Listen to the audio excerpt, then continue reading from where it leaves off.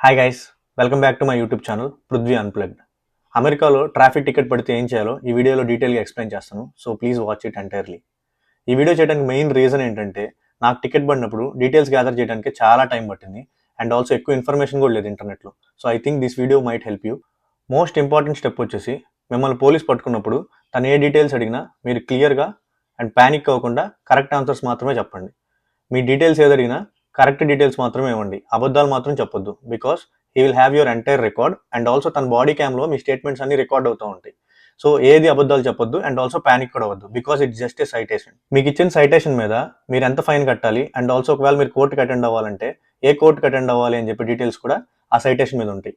ఒకవేళ ఆ సైటేషన్ మీద మీ డీటెయిల్స్ లేకపోతే 2 to 3 బిజినెస్ డేస్ తర్వాత ఆ కౌంటీ క్లర్క్ ఆఫీస్ కానీ మీరు ఫోన్ చేస్తే మీకు ఈ డీటెయిల్స్ అని చెప్తారనమాట. ఒకవేళ మీరు నిజంగా వైలేషన్ చేసి ఫైన్ పే చేద్దాం అనుకుంటే మీరు అది ఆన్లైన్లోనే పే చేయొచ్చు, ఆర్ కోర్టుకు కాల్ చేసి వాళ్ళ అడ్రస్ కనుక్కొని కోర్టుకి మనీ ఆర్డర్ అన్నా చేయొచ్చు.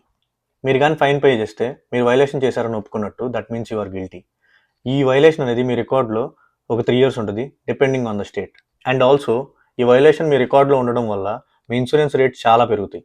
ఒకవేళ మీరు ఫైన్ కట్టకుండా కోర్టుకి అటెండ్ అవ్వాలనుకుంటే better to go in a professional way, because your appearance really matters when you are going to the court. మీకు ఇచ్చిన సైటేషన్ మీద ఒక కోర్ట్ డేట్ ఉంటుంది. ఆ కోర్ట్ డేట్ రోజు మీరు కోర్టుకి అటెండ్ అవుతే మీకు 3 ఆప్షన్స్ ఇస్తారు: guilty, not guilty, no contest. మీరు కోర్టుకి అటెండ్ అయ్యి గిల్టీ ఆప్షన్ చూస్ చేసుకుంటే మీరు తప్పు చేశారని ఒప్పుకున్నట్టు అండ్ ఆల్సో ఫైన్ కట్టడానికి రెడీ అయినట్టు. దో యు ఆర్ గిల్టీ, మీరు కోర్టులో ప్లీడర్తో రిక్వెస్ట్ చేయొచ్చు ఫైన్ ఇలా నెగోషియేట్ చేసి తక్కువ కట్టేలాగా by giving proper reasons.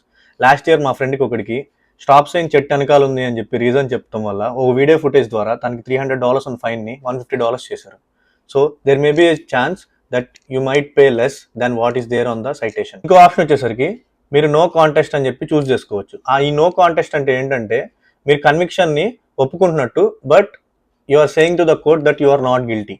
So అలాంటప్పుడు ఏం చేస్తారంటే మీకు మోస్ట్లీ ఫైన్ తగ్గించడానికి ట్రై చేస్తారు, ఆర్ ఎల్స్ మీకు డ్రైవింగ్ కోర్స్ అని ఒకటి ఇస్తారనమాట. ఆ డ్రైవింగ్ కోర్స్ మీరు చేస్తే మీ యొక్క ఈ వైలేషన్ అనేది మీ యొక్క ట్రాఫిక్ రికార్డులో ఉండదు. లాస్ట్ ఆప్షన్ వచ్చేసరికి మీరు నాట్ గిల్టీ అని ఒప్పుకోవడం. మీ దగ్గర క్లియర్ ప్రూఫ్ ఉండి మీరు తప్పు చేయలేదని తెలిస్తే ఈ ఆప్షన్ చూస్ చేసుకోండి.